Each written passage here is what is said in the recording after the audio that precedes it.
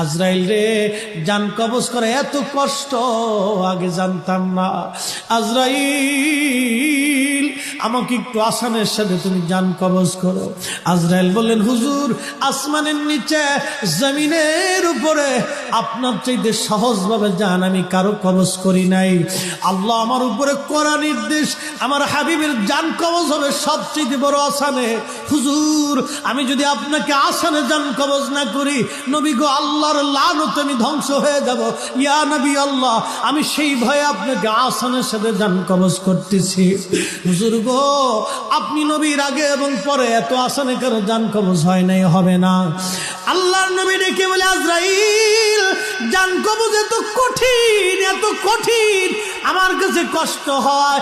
একটা অনুরোধ তোমার কাছে করে দেয় আজরাইল, আমার উম্মতের জান কবজটা তুমি সহজে কইরো। আমার উম্মত গুনাহগার, আমার উম্মত পাপী,